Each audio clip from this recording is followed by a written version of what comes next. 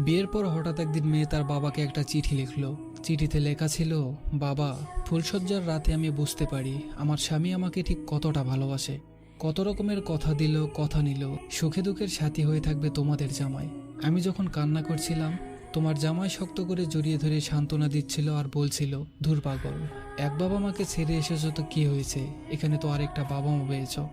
আমি আছি, তোমার দেবর আছে, ননদ আছে, তুমি কান্না করার সময় পাবে না, দেখে নিও। আমি জানি বাবা, তুমি হয়তো খুব খুশি হচ্ছ আমার চিঠিটা পেয়ে, হয়তো ভাবছো যে সুখের আশায় মেয়েকে বিয়ে দিয়েছ, সেই সুখেই হয়তো আছি আমি। তবে আমি তোমাকে চিঠি লিখছি অন্য একটা কারণে। বাবা, তুমি কেন এদেরকে যৌতুকের টাকা দিলে না? এই 60টা পশুর জঙ্গলে আমাকে কেন রেখে গেলে? বিয়ের পর দিন সকাল হতে না হতেই শাশুড়ি মা তোমাদের দুইজনকে গালিগালাজ করতে থাকে বিশ্রী ভাষায়।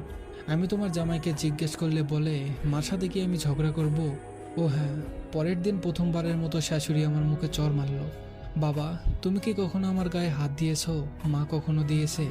আমি কান্না করে তোমার জামাইকে সব বললাম। সে সন্ধ্যা নাগাদ ফিরল ঘরে। সে আমাকে অনেক খারাপ ভাষায় গালি দিল আর বলল, এখন তুই কি আমাকে আমার মাকে মারতে বলছিস? যৌতুকের টাকা দিয়ে দিলেই তো সব ঝামেলা শেষ হয়ে যায়।